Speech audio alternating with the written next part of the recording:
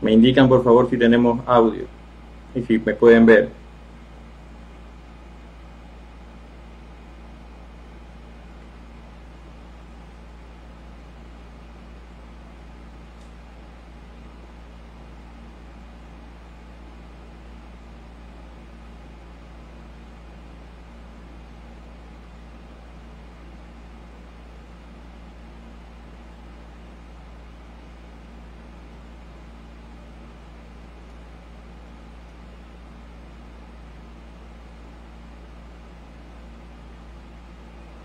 Me indican por favor si tenemos audio y si me pueden ver.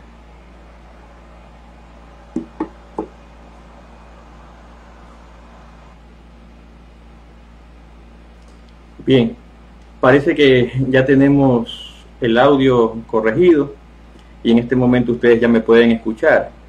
Antes de iniciar, pues me presento. Ustedes muchos ya me han de conocer. Mis nombres y apellidos son Manuel Enrique Arévalo Rivera. Actualmente yo ejerzo como juez de una unidad judicial de familia del país y quiero sumarme también pues a las felicitaciones que hizo Joseph Mendieta, mi gran amigo, antes de que yo inicie con esta presentación, en el sentido de felicitar y agradecer a todos los trabajadores y saludarles en su día hoy que estamos 1 de mayo. Igualmente quiero saludar este tipo de espacios, el hecho de que nos podamos unir un sinnúmero de voluntades y podamos generar este tipo de contenidos en un momento tan vulnerable para el país, pero dejando un poco de lado la frustración que tenemos por la pandemia que está azotando a nuestro país, pues para olvidarnos un poco, desestresarnos de esto, poder dar este tipo de capacitaciones, conversar, charlar, como ustedes quieran ya denominarlo, y pues alejarnos un poco de ese tema. Debo manifestarles que yo me encuentro un poco delicado de salud y espero pues poder satisfacer todos los cuestionamientos que ustedes realicen a la finalización de esta charla, pero siempre y cuando pues no se ponga en riesgo o se vaya a quebrantar mi salud por esforzarme demasiado, ¿no? Bien, con Joseph, que tuvo la gran idea de hacer este tipo de conversatorios online, él dirige el grupo Aprendiendo Derecho, se asoció, hay una especie de sociedad para estos conversatorios con el grupo Estudiando el COGEP, y eso nos permite que esta charla llegue a cerca de 25.000 usuarios. Si bien no todos están conectados ahora, pues en su momento podrán revisar este material tanto en el grupo Aprendiendo Derecho como en el grupo Estudiando el COGEP. Esperamos nosotros que en adelante pues se sumen un sinnúmero de grupos, de otros tipos de propuestas, pero lo importante es que, como él siempre lo recalca, como refiriéndome a Joseph, se continúe con el proceso de enseñanza-aprendizaje y podamos, por sobre todo, pues fomentar una cultura jurídica de alto nivel en este país. Bien, el tema que se me ha encomendado es un tema no menor. No se lo puede tratar muy a fondo en el tiempo para el cual están programadas estas charlas, pero sin embargo vamos a ser lo más concretos en los puntos más relevantes que nosotros como jueces hemos determinado que se deben analizar, porque es donde encontramos que pueden estar las debilidades que cometemos todos los abogados al momento de presentar este tipo de actos de proposición. El tema en concreto es la contestación a la demanda en el marco del COGEP. Ustedes entienden que los actos de proposición son varios y entre ellos se incluye la contestación a la demanda. Está la demanda y está la reconvención también. Sabemos también que con la contestación a la demanda se presenta la reconvención, pero para este estudio no vamos a analizar la reconvención como parte de la contestación a la demanda, sino únicamente la contestación a la demanda para que no haya ningún tipo de confusión. En otra oportunidad estaremos analizando en profundidad lo que es la reconvención, pero en una charla separada para que no haya ningún tipo de confusión en este sentido. Las demandas y la contestación a la demanda son los pilares fundamentales de un proceso. La demanda lo es para la parte actora y la contestación a la demanda lo es para la parte demandada. Esto de decir que la demanda y la contestación a la demanda son los pilares fundamentales de un proceso en materia no penal suena muy bonito, pero debe tener siempre una explicación que le dé contenido. Tanto el actor como el demandado, al presentar sus actos de proposición, entiéndase demanda y contestación, están delimitando la cancha sobre la que van a poder luego jugar, hablando en términos futbolísticos, en la que van a poder luego jugar. Toda la actuación posterior a la demanda y toda la actuación posterior a la contestación a la demanda está ceñida, está limitada, está soportada por la demanda y por la contestación a la demanda. De ahí que estos dos actos de proposición son totalmente relevantes. Como hemos dicho, la reconvención también es un acto de proposición, pero se fundamenta básicamente en lo que es la demanda. Y la contestación a la reconvención pues se fundamenta en lo que es la contestación a la demanda. Por lo tanto, basta estudiar la demanda y la contestación a la demanda para tener un panorama mucho más claro y amplio de lo que son los actos de proposición como tales. Esta contestación a la demanda, que nosotros decimos que es un pilar fundamental dentro del proceso para la parte demandada, no es otra cosa que la oposición que hace la parte demandada a las pretensiones que exhibe la parte actora. Muchos dirán, muchos doctrinarios dirán, pero no siempre la contestación a la demanda es una oposición. Puede ser que alguien conteste allanándose. Y muy bien, hay ciertas corrientes del pensamiento jurídico que indican que una forma de contestación a la demanda es el allanamiento. Sin embargo, yo me allano a la otra corriente del pensamiento jurídico que establece que el allanamiento a la demanda como la contestación son dos actos procesales distintos. ¿Ok? Y esto se advierte muy claramente con lo siguiente que yo les voy a decir. La contestación a la demanda tiene un tiempo, un término establecido en la ley para poder presentarse.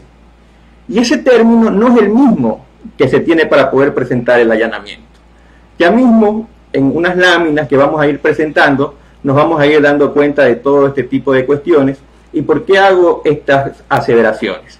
Vamos entonces a entrar en este momento ya a profundizar sobre la contestación a la demanda con una serie de diapositivas que nos permiten explicar de mejor manera el contenido real de este acto de proposición y la relevancia que tiene dentro del proceso.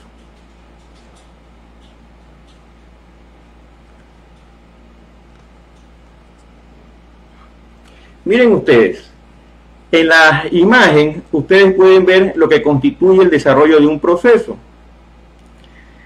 El proceso se inicia generalmente, pueden precederle otro tipo de actividades procesales o preprocesales, pero generalmente el proceso se inicia con una demanda, luego se cita, luego viene la contestación a la demanda, en oralidad viene la audiencia o audiencias, tenemos una sentencia y luego tenemos la oportunidad de ejercer ciertos medios impugnatorios, ¿no?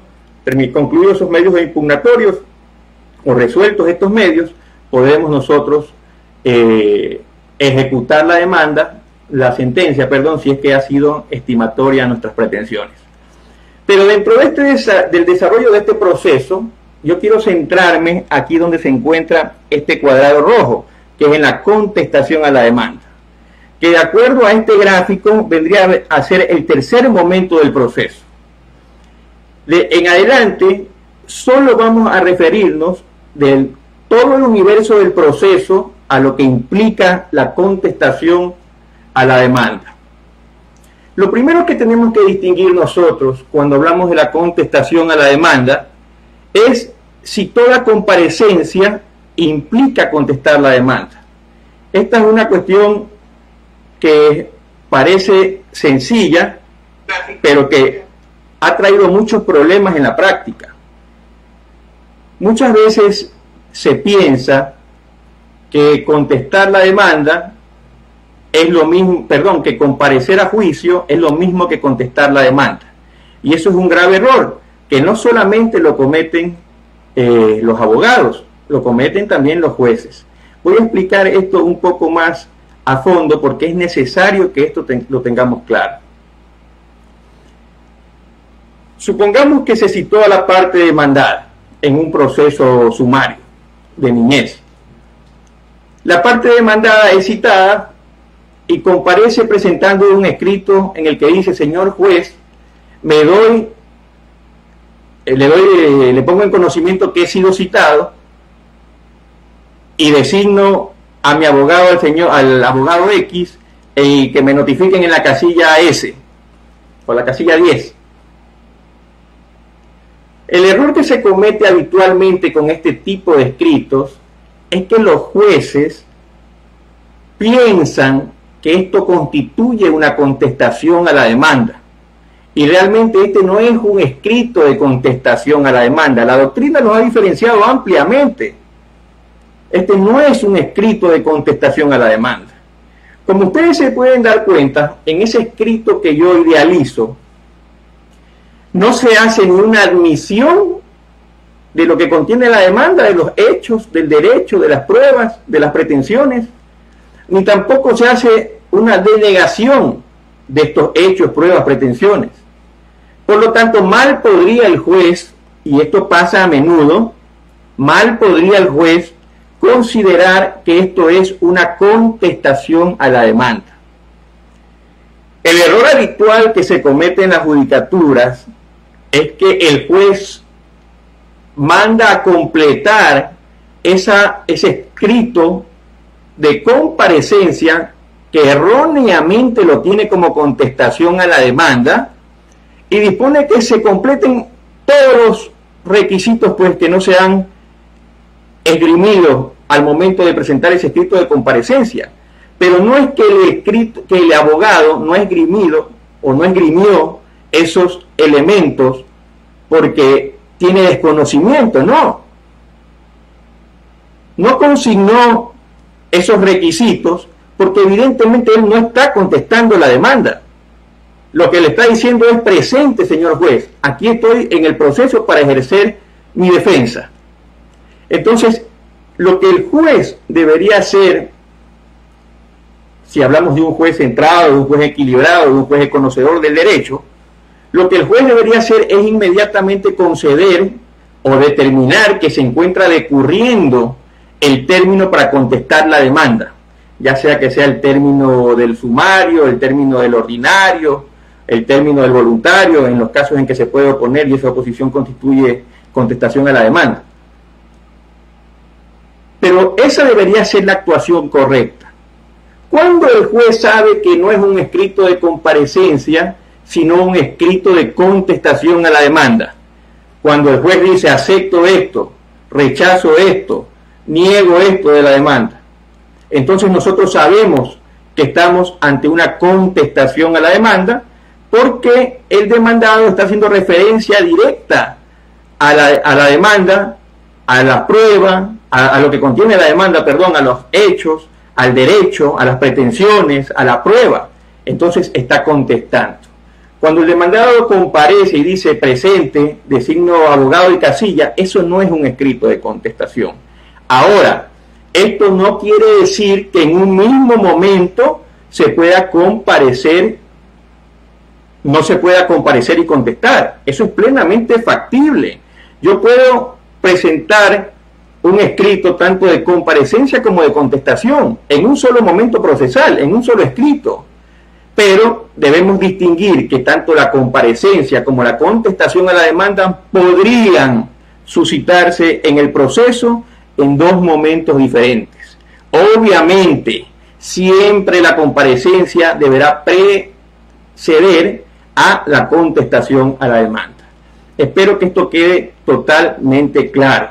Los abogados tenemos que tener esto claro, porque en caso de que el juez cometa ese error al momento de yo presentar mi escrito y de comparecencia y considerarlo como de contestación a la demanda, tenemos prácticamente una violación al debido proceso que tendremos que hacer valer en el momento en el que sea pertinente, ¿no? Muchas veces el juez no va a darme paso a esta violación porque la está cometiendo él, y entonces no me va a dar paso a la determinación de esta violación y la declaratoria de nulidad del juicio.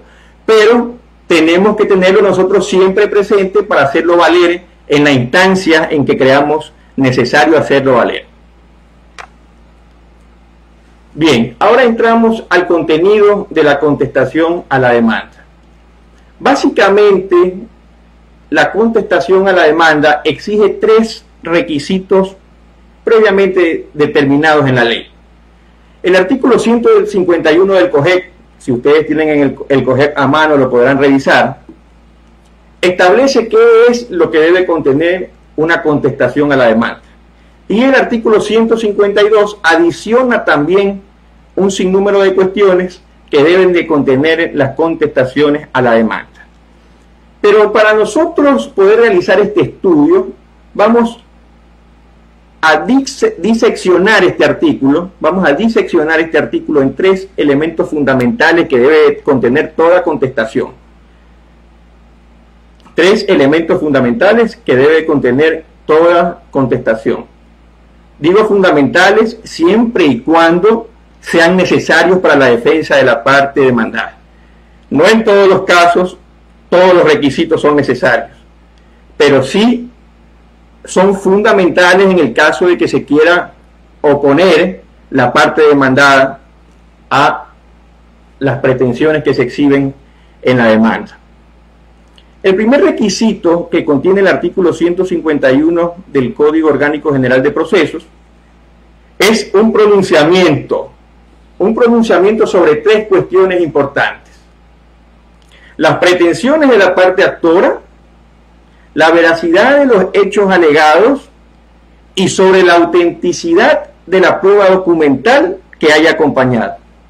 Ojo, y aquí por favor tener cuidado, porque el último elemento de este primer requisito determina sobre la autenticidad de la prueba documental que se haya acompañado. Muchos abogados, y esto me hace recordar mucho a una de las conferencias que se dieron ayer, siguen extrañando el Código de Procedimiento Civil y se oponen, por ejemplo, o hacen pronunciamientos sobre los testigos como si ya los hubieran escuchado al momento de contestar la demanda. Por ejemplo, dicen redarguyo de falso todo lo que diga el testigo X. Por favor, ni siquiera hemos escuchado al testigo, ¿cómo podemos saber si lo que ha dicho es falso? Es por eso que el artículo se ciñe a la prueba documental que se haya acompañado, porque se sobreentiende que el abogado, antes de contestar la demanda, revisó el expediente. Más ahora que vamos a tener un expediente virtual, ya no tiene excusa para no revisar el expediente.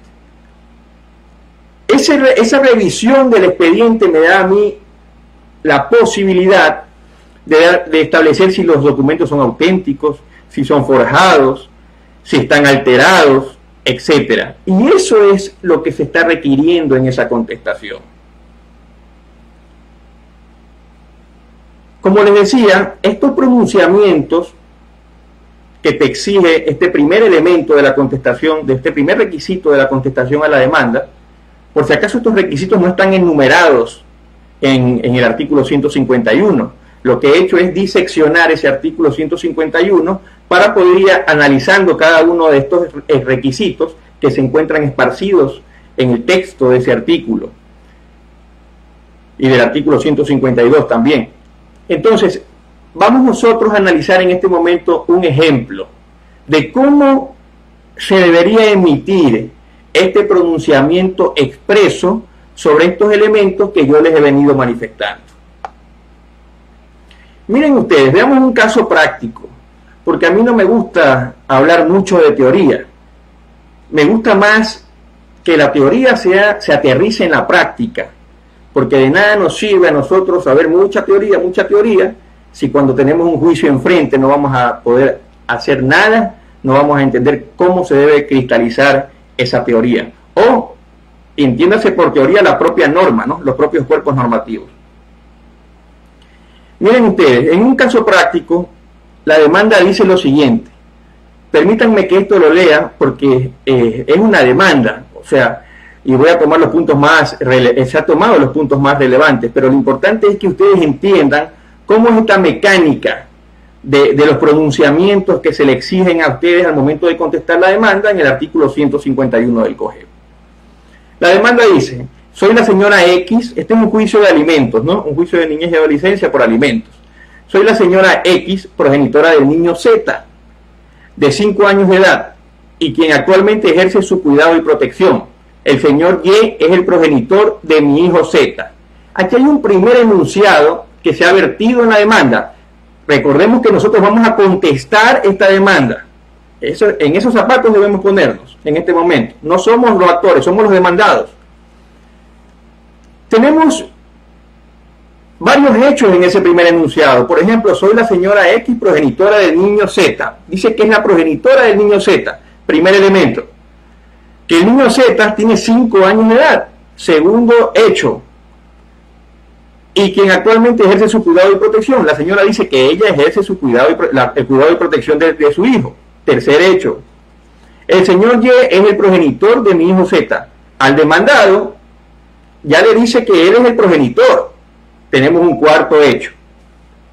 En un siguiente enunciado de la demanda, la parte actora indica: estos hechos los demuestro con la partida de nacimiento de mi hijo Z que adjunto a la demanda.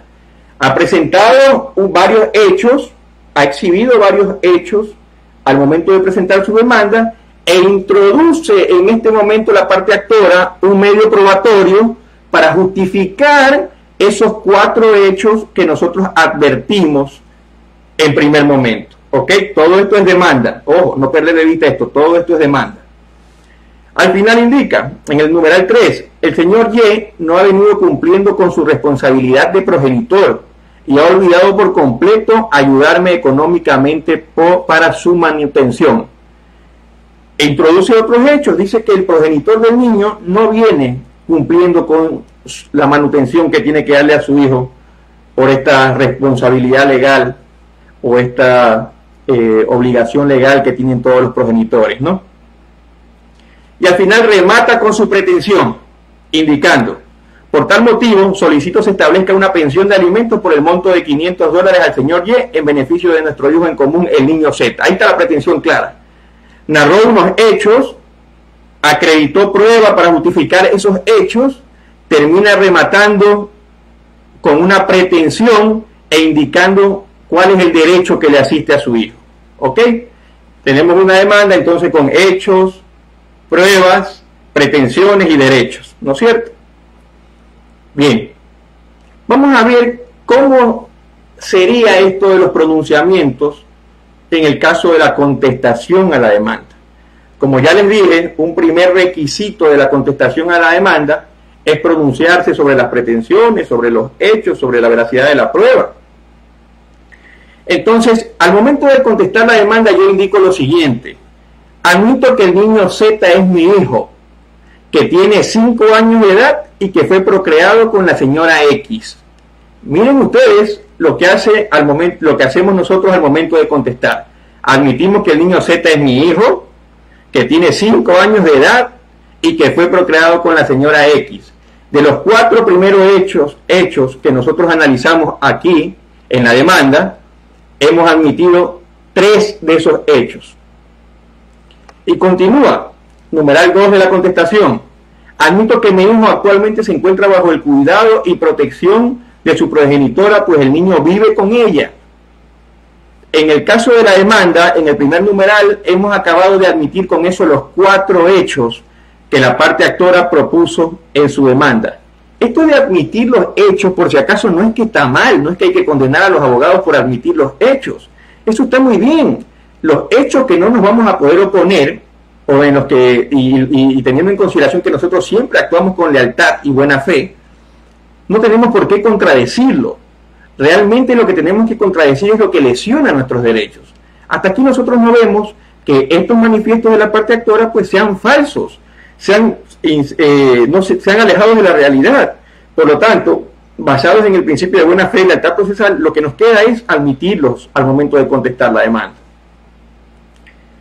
En el punto 3, la parte demandada indica: la prueba documental anexada por la parte actora, esto es la partida de nacimiento que adjunta a su demanda, es auténtica y contiene hechos verdaderos. Hemos aceptado nosotros que el medio probatorio adjuntado por la parte actora es auténtico y que contiene hechos verdaderos. Es decir, sobre eso nosotros no tenemos ninguna oposición. Punto 4. Niego no haber venido cumpliendo con mi rol de progenitor, pues he venido sufragando el derecho de alimentos de forma directa, inclusive hasta antes de esta audiencia, lo que demuestro con las transferencias bancarias que anexo a la contestación, depósitos realizados a la cuenta de la progenitora de mi hijo. El artículo 169 del COGEP indica que la parte actora debe probar todos los hechos que exhibe de forma afirmativa en su demanda, y que la parte demandada no debe probar ningún hecho, sino solo cuando introduce en su contestación hechos que son distintos a los que se han presentado en la demanda. Pueden revisar el artículo 169, no lo dice expresamente así, no me lo voy a saber de memoria el artículo, pero lo importante es tener esa es la idea del artículo, eso es lo fundamental del artículo, la idea que promueve. Entonces, nosotros contradecimos lo que dijo la parte actora, de que nosotros no hemos pasado la manutención antes de la demanda, y decimos, sí hemos venido pasando de forma directa, y tenga, señor juez, introduzco la prueba para que usted pueda verificar que efectivamente estos pagos se vinieron realizando, es decir, los pagos que se han originado desde la presentación a la demanda hasta que estamos en la audiencia. Es decir, que yo hasta el momento me encuentro al día en el pago de las pensiones alimenticias, pero se le ha dado de forma directa. Para eso adjunto un comprobante. Esto de introducir un hecho y adjuntar una prueba para corroborar ese hecho da paso a una cuestión adicional, sobre las cuales ustedes tienen que tener un muy buen manejo. No se olviden que todos los juicios en oralidad se manejan a través de las PEAL, que es las técnicas o las estrategias, el plan estratégico de litigación. Entonces, cuando nosotros introducimos este hecho y este documento para probar este hecho, estamos dando pie a que haya una prueba nueva. ¿Por qué? Porque la parte actora puede decir, en la parte demandada introdujo un nuevo hecho, ha presentado pruebas para justificar esos hechos, y por lo tanto yo tengo derecho a prueba nueva para contradecir esos hechos nuevos. Por ejemplo, la parte demandada, la parte actora, podría presentar un contrato por medio del cual, pues, cuando estaba unida con este señor adquirió algún tipo de electrodoméstico, y si bien el señor le hace transferencias a ella, no es por pensión alimenticia, sino para que se paguen las cuotas de ese electrodoméstico, ¿no? Esto es como una idea muy rápida, ¿no? Muy breve. Pueden haber casos mucho más profundos de este tipo de cuestiones de prueba nueva, pero lo que quiero que ustedes tengan en cuenta, porque lo que estamos analizando es la contestación a la demanda, es que cuando nosotros introducimos hechos nuevos, abrimos la ventana para que se puedan presentar pruebas nuevas. Así que nosotros tenemos que tener el dominio de nuestra contestación, y siempre que vamos a abrir esta posibilidad de un hecho nuevo, es porque no va a haber ninguna prueba que refute ese hecho que nosotros estamos introduciendo al proceso, ¿ok? Siempre como abogados tenemos que tener el dominio de la situación, de la situación que nosotros queremos establecer en el juicio a través de nuestra contestación a la demanda. Recordemos que desde un inicio le dije que este es un pilar fundamental, el pilar fundamental para la parte demandada, es sobre la cancha, esto marca la cancha sobre la cual vamos a bailar en el juicio. Entonces, siempre tenemos que tener todo el dominio de los hechos que nosotros estamos proponiendo en nuestra contestación. Como último punto en la contestación se señala: tengo trabajo estable bajo relación de dependencia con la empresa P, siendo mi remuneración $386, lo que demuestro con el certificado del IES que anexo a esta contestación. Actualmente, pues el salario básico es 400, ¿no? Pero bueno, él cumple con su obligación del 169, numeral e inciso quinto, creo, que dice que en materia de alimentos, pues la parte demandada es la que tiene que probar sus ingresos económicos, dice cuánto gana y adjunta un documento para poder justificar cuánto gana. Eso que hace da la pauta para que también se pueda presentar otra prueba nueva, ¿no?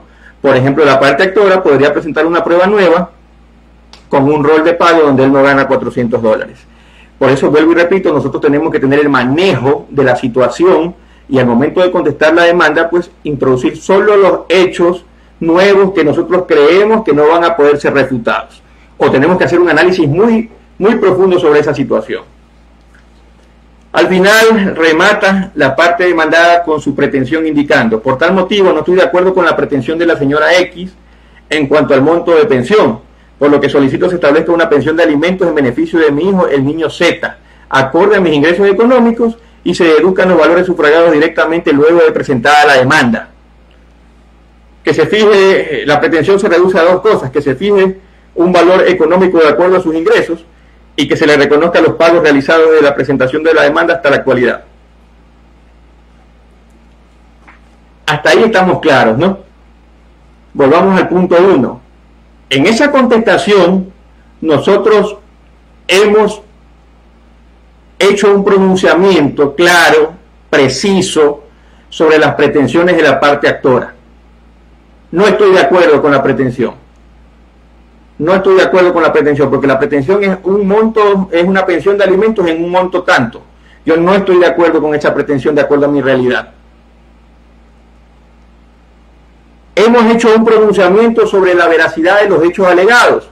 He dicho que ciertos hechos son reales y que ciertos hechos no son reales.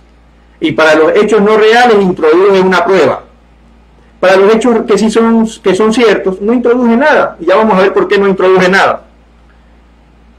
Y en el tercer elemento, me pronuncié también sobre la autenticidad de la prueba documental y dije que esa prueba es auténtica y que su contenido es real.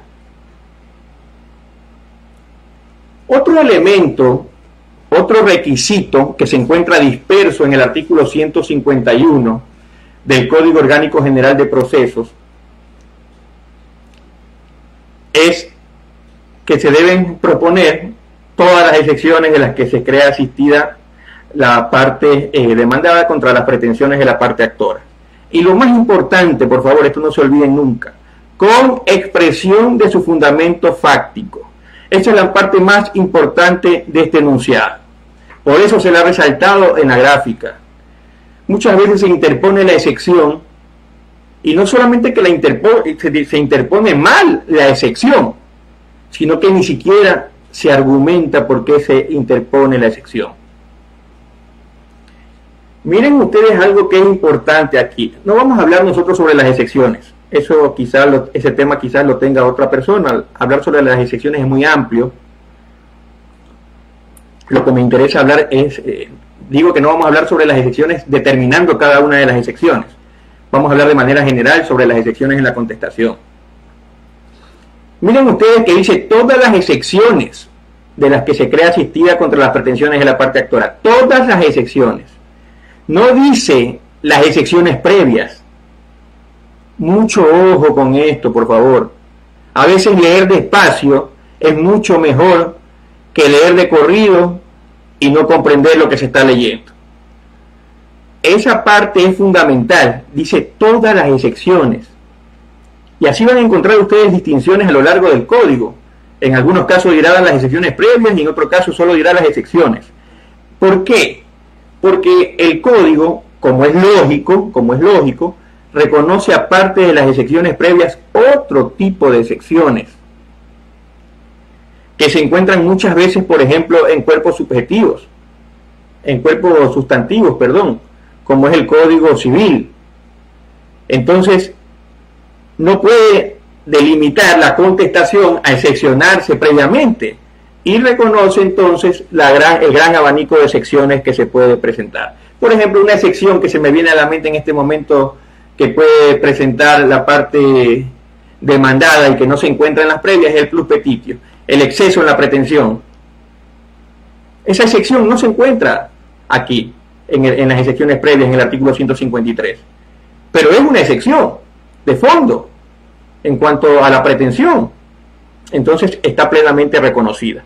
Entonces, no solamente vamos a presentar las excepciones del 153, sino las excepciones que si no tengo previas, tengo que apuntar a las excepciones de fondo. Pero si mi contestación a la demanda va a ser una oposición, tiene que haber alguna excepción, puede haber alguna excepción que fundamente la pretensión que yo tengo en mi contestación. Ahora, no en toda demanda, no en toda contestación a la demanda debe haber excepciones. He conversado con un sinnúmero de procesalistas de la vieja data y tienen la idea de que todas las contestaciones a las demandas tienen que tener excepciones. Y no solamente tienen esa idea, sino que piensan que es un derecho de la parte demandada que si no ha presentado excepciones, el juez deba mandarle a completar o aclarar esa contestación. Eso es un error terrible. El juez no está ni en la demanda ni en la contestación obligado a mandar a completar o aclarar nada. El juez lo hace como una facultad que tiene él para componer de mejor manera el litigio, para comprender el litigio. Usted me plantea unos hechos en la demanda, no entiendo lo que me está diciendo, acláreme, pero es para mi consumo, para poder entender el litigio y para poder componer ese litigio. Pero en ningún caso ese es un derecho ni de la parte actora ni de la parte demandada. Por lo tanto, si alguien no presenta excepciones, se sobreentiende que no tiene ninguna que le asista.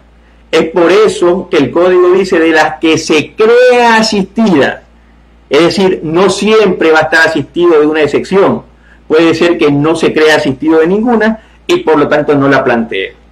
Pero hay otros casos en el que el juez lee la contestación a la demanda y se da cuenta que hay algo ahí como una excepción planteada, si bien no se ha determinado concretamente, hay una excepción planteada. Entonces el juez le dice, aclare la excepción previa de la que se crea asistido. Si lo aclara bien, si no lo aclara también. No puede considerarse que el juez se está metiendo en el litigio o está siendo parcializado, porque mandar a aclarar la contestación o la demanda son facultades que tiene el juez para, repito, poder comprender y componer de mejor manera el litigio. Por lo tanto, los abogados, por favor, tanto los abogados de vieja data como los antiguos, sacarse esa idea de la cabeza de que es una obligación del juez mandar a aclarar o completar. Esa es una facultad. El juez puede, como no puede hacer. ¿Ok? Bien, retomando este tema de la contestación, les decía yo que deben plantearse todas las excepciones, tanto las previas como las de fondo. Y lo más importante al momento de plantear la excepción es que se plantee con expresión de su fundamento fáctico, es decir, cuáles son los hechos que fundamentan la excepción que estás planteando. Vamos a ver un caso práctico. En una demanda se plantea lo siguiente para cumplir con el requisito número 1 del artículo 142. Señor juez, de la familia, mujer, niñez y adolescencia de este cantón Quevedo de la provincia de Los Ríos. La parte actora designó cuál es la autoridad que debe conocer su proceso. Bien, está muy bien. Al momento de la contestación sucede que muchos abogados solo ponen interpongo la excepción previa de incompetencia. El juez podría mandar a aclarar el fundamento fáctico de esa excepción previa, pero no tiene la obligación de hacerlo.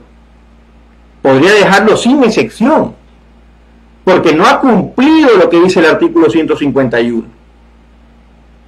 Y no tiene el derecho a que el juez le mande a aclarar su contestación. Usted tenía que haberlo hecho bien de entrada. Pero si el juez quiere entender la excepción previa que usted ha interpuesto, va a decir aclare, para evitarse problemas posteriores. Entonces, vuelvo y repito, no basta determinar la excepción. Determinemos claramente cuál es el fundamento de la excepción, como en este caso, que la parte demandada le indica: señor juez, usted es incompetente para conocer, sustanciar y resolver esta causa. Pues si bien es cierto que yo mantengo mi domicilio en esta ciudad, no es menos cierto que mi hijo, el niño Z, se encuentra domiciliado en el cantón Guayaquil. Ahora, el hecho de que tú establezcas el fundamento fáctico no quiere decir que la excepción previa esté bien planteada, como en este caso. Ustedes saben que en materia de niñez y adolescencia la competencia también es, aparte de las reglas generales, la concurrente, y es la elección del alimentario. Es decir, puedo demandar tanto en el domicilio del alimentario como en el domicilio del alimentante. Por lo tanto, si bien se ha fundamentado fácticamente la excepción previa, esta en el juicio no va a tener un efecto jurídico, porque un efecto jurídico más allá que el juez tenga que dar una respuesta motivada, porque el fundamento fáctico de esta excepción previa es erróneo. Pero lo importante es que la parte demandada argumentó, expuso cuál era el fundamento por el que interpuso la excepción previa. Y así tiene que hacerse en todas las excepciones previas.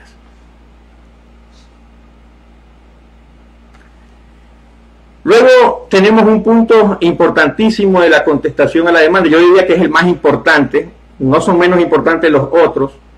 O sea, no es que no son importantes los otros, pero este de aquí es el más importante.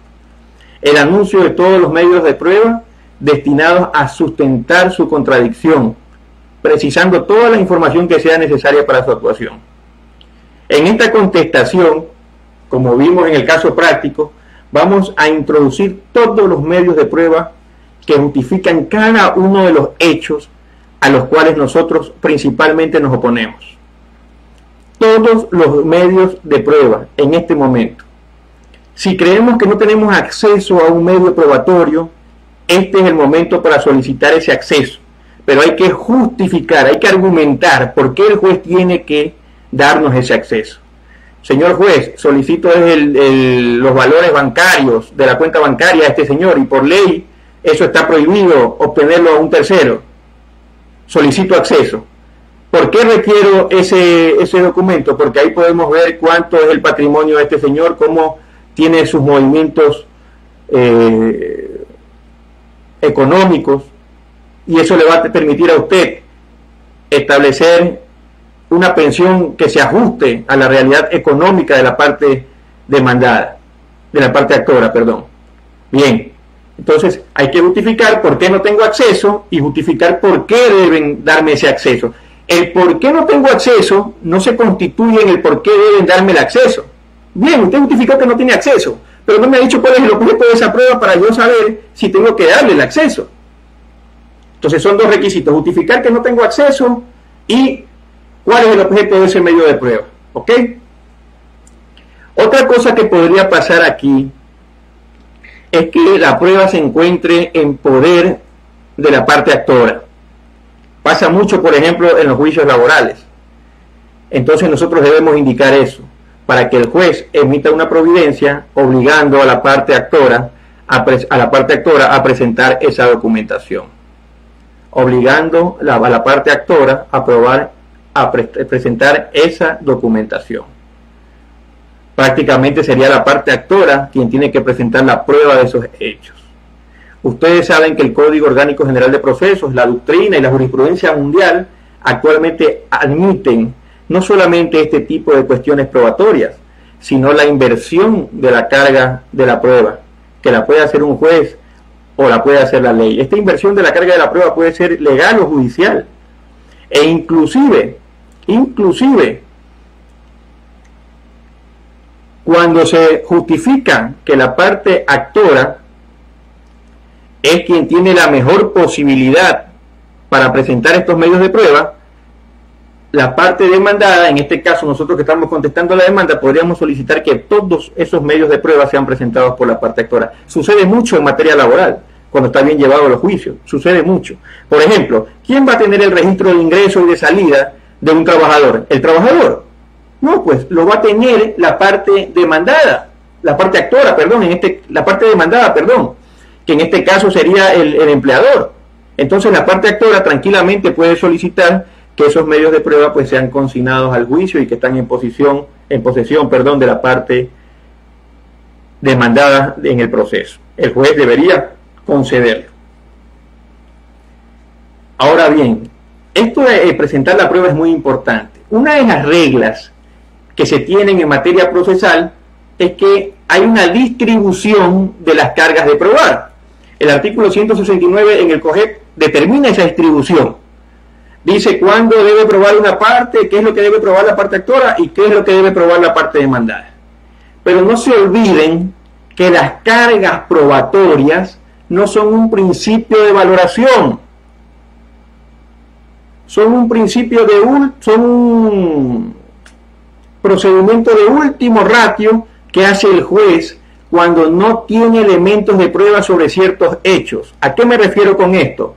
En principio, no importa quién tiene la carga de probar, el juez lo que va a analizar es el acervo probatorio. Y cuando se da cuenta que no tiene probado ciertos hechos, va a decir, recién ahí, usted tenía la carga de probar eso. Y como no lo hizo, no estimo su pretensión, declaro sin lugar la demanda. Pero en primer momento el juez va a analizar el acervo probatorio independientemente de quien lo haya presentado. Eso por un principio elemental, procesal, que se conoce como el principio de adquisición, por el cual las pruebas una vez presentadas pasan al proceso. Y además, por otro principio complementario, que es el principio de comunidad de la prueba, por medio del cual las pruebas presentadas y adquiridas en el proceso, no importa quién las haya presentado, sino que el juez puede hacerlas valer, inclusive en contra de quien la presentó. Entonces, todo eso tenemos que tener claro en este punto 3, porque aunque nosotros no tengamos la carga de probar algo, muchas veces nos resulta más beneficioso presentar el medio probatorio, como en el caso de alimentos. Si le dejamos que sea la otra parte la que cumpla con su obligación de probar y no presenta ningún documento, el juez no le va a fijar una pensión arbitrariamente, va a fijar atendiendo a las tablas de pensiones. Entonces nosotros no tenemos la carga de probar eso. Pero ¿qué es lo más beneficioso en ese momento? Que nosotros presentemos el medio probatorio, porque así el juez va a fijar una pensión de acuerdo a la realidad de los hechos. Tengan muy presente eso. Con eso hemos cumplido los 3 puntos fundamentales que debe de tener una contestación a la demanda que presente oposición. No digo que tengan que contener todos estos 3 elementos, pero puede contener unos u otros. Y pues eso es lo fundamental. Esto se encuentra determinado tanto en el artículo 151 como en el artículo 152 del Código Orgánico General de Procesos. Lo que hablábamos al principio, hay muchos autores que dicen que el allanamiento es una forma de contestación. Yo me voy por la línea de los autores que indican que tanto la contestación, que si bien la contestación puede tener allanamientos parciales, esto no quiere decir que sean 2 actos procesales, que estos 2 actos procesales sean uno solo. Tanto el allanamiento como la contestación son 2 actos procesales distintos. Aun cuando haya un allanamiento total, no es una contestación. La contestación tiene siempre una mínima oposición, dicen algunos doctrinarios, y el allanamiento total no tiene oposición alguna. La contestación tiene un término establecido en la ley para su presentación y el allanamiento tiene un término mucho más amplio para poder ser presentada. Ustedes recuerden que según el artículo 241 del COGEP, el allanamiento puede ser presentado hasta antes de sentencia de primer nivel y la contestación no puede ser presentada. Entonces no podemos confundir contestación con allanamiento, aun cuando se diga erróneamente contestó allanándose totalmente a la demanda. Lo que hizo fue allanarse totalmente a la demanda.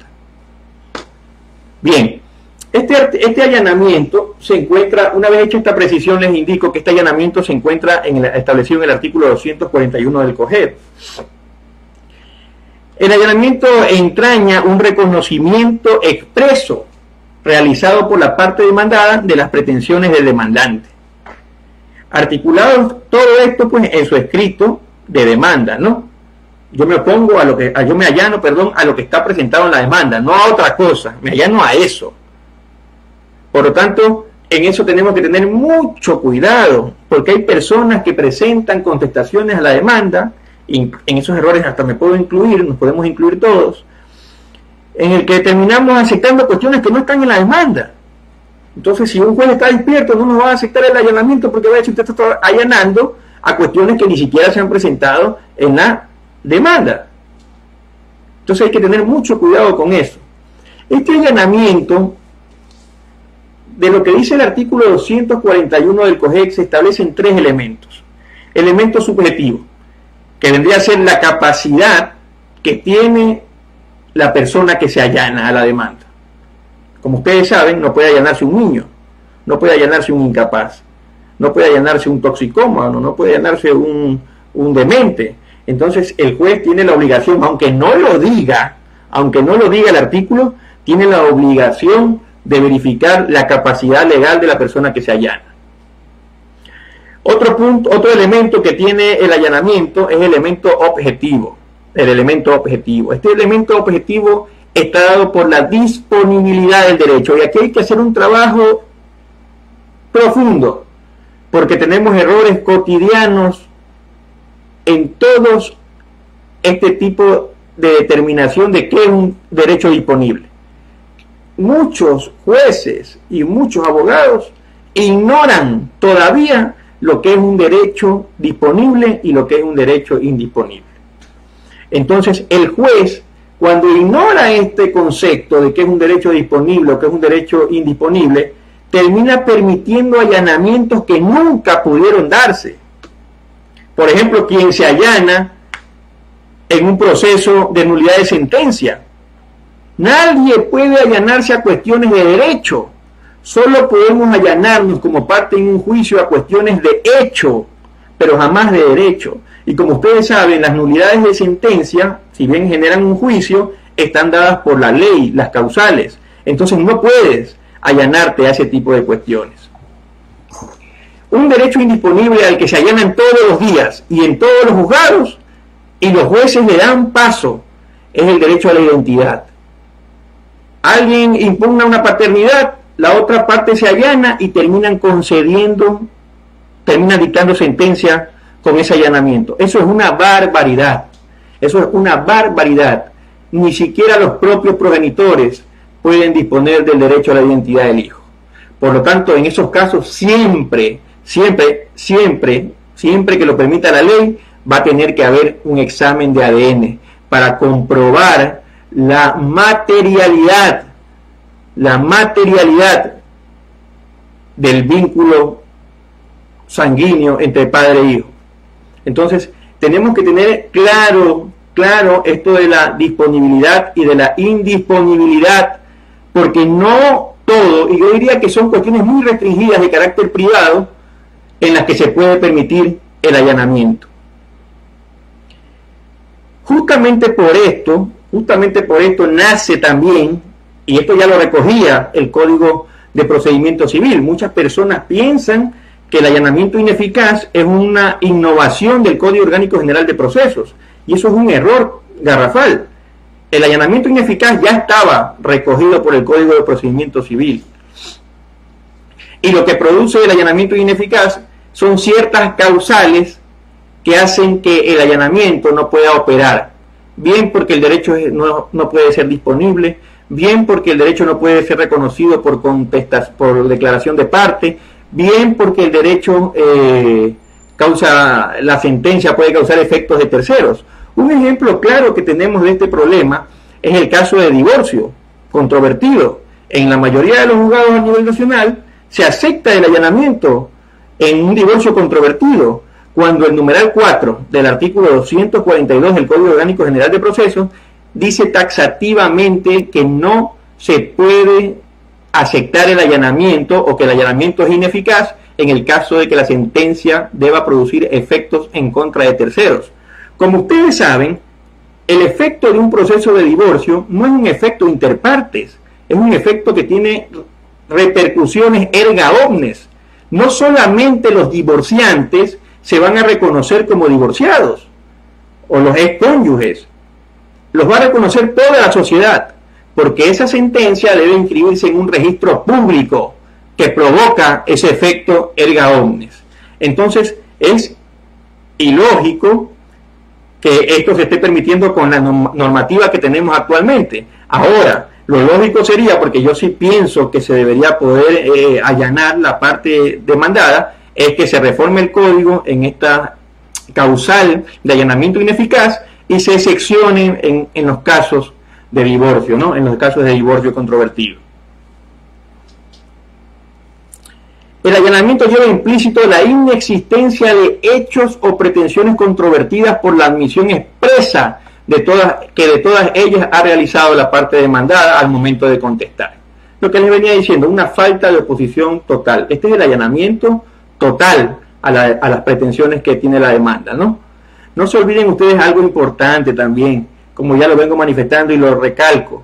El allanamiento se hace de los hechos, no del derecho, de los hechos. Perdón, el allanamiento se hace de las pretensiones, no de los hechos. Los hechos se los admite o se los niega. A las pretensiones me allano, a las pretensiones me allano, no a los hechos. A los hechos los niego o los acepto. A las pretensiones me allano. ¿Ok? Tengan eso muy claro. En el siguiente cuadro, ustedes pueden ver lo que sucede con el allanamiento total. Se presenta la demanda, se cita, hay una contestación a la demanda con allanamiento, digamos allanamiento o contestación a la demanda con allanamiento para no entrar en polémica, y se provoca una sentencia. Sería importante analizar en qué momento debe dictarse esa sentencia. He visto casos en los que la sentencia se dicta inmediatamente. Yo creo que lo adecuado es atender el allanamiento en audiencia, dado que el principio que rige nuestro sistema procesal, el principal, uno de los principales, es la oralidad. Yo conceptúo que dado que este tipo de instituciones jurídicas en el COGEP no tienen un proceso de ratificación, lo más idóneo es que este allanamiento sea atendido en la audiencia, más que todo porque hay que determinar si es un allanamiento total o es un allanamiento a ciertas pretensiones de la demanda. O podría ser también un allanamiento condicional, ¿no? Eso hay que tenerlo muy claro. Estos allanamientos condicionales, en los cuales prenden de una condición que muchas veces se le asigna a la parte actora, y en otras legislaciones esta condición se la puede asignar incluso al juez. Pongo un ejemplo rápido. Yo me allano a la demanda, señor Z, si usted no me cobra los intereses. Eso es una condición puesta a la parte actora. Y en otros sistemas procesales, en otros sistemas jurídicos, yo puedo decir, señor juez, yo me allano a la demanda siempre y cuando usted no me termine imponiendo una costa. Eso es plenamente válido porque el allanamiento en otras legislaciones provoca una sanción con costa. Bien, como hemos visto aquí, ¿cuál es el efecto? Ya para ir resumiendo, ¿cuál es el efecto principal de esta contestación? Cuando hay oposición, la contestación en estricto sentido, que hay una colisión. Y entonces se produjo la traba de la litis. Es en este momento en el que se produce la traba de la litis, porque hay una demanda y se ejerce hay una acción, perdón, y se ejerce la contradicción. La acción la representa la demanda y la contradicción la representa la contestación. Y entonces hay el choque de posiciones. Eso es lo fundamental de la contestación, que provoca la traba de la litis.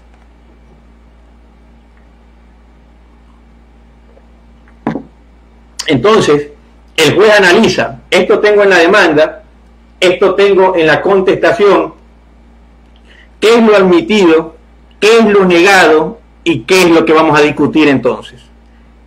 Y empieza a descartar lo que ya no